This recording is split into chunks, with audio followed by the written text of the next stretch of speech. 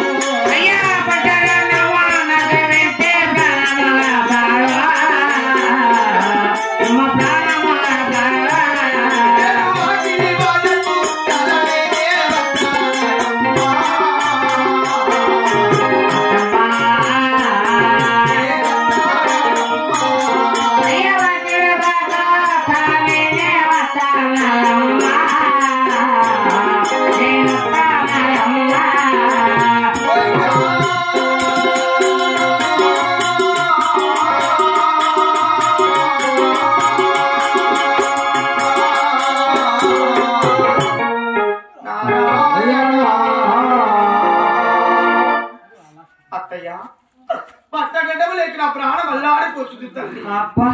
కాసైనా నాకు పట్టడం మీద పెట్టి నా ప్రాణాలు కాపాడలేవా? చెప్పాను కదా నీకు, ఈ పరిపాలన చేస్తే గోటుతో గోటెంత వేయిస్తానని. అటు ఈ గోటుతో గోటెంత తీసుకొని నీ ఇంటి దగ్గరికి పోయి దీపం వెలిగించుకొని తొందరగా వెళ్ళు. ఇప్పుడు తెల్లారిపోతుంది. 6 మంది కోడిళ్ళు, 7 మంది కుమారులు, 15 మంది చేతిగాళ్ళు, 30 మంది నౌకర్లు రామలక్ష్మణుని సేద్యానికి వెళ్ళారు. ఆడ కనపడే కుమారుడివి 7 పుట్లుడికే బాణ ఎత్తుకోండిరా. 7 పుట్లు దంచావు కదా, నేను అన్నం వండిస్తా. ఖాళీ బాణ ఎత్తుకొని వెళ్ళాలా?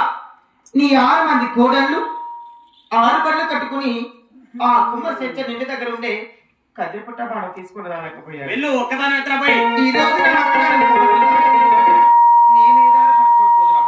వెళ్ళవే, తొందరగా వెళ్ళి.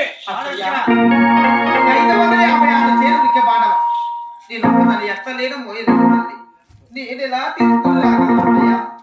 వెళ్ళవే, కాకపోతే ఎవరు వెళ్ళలేరు. వెళ్ళు.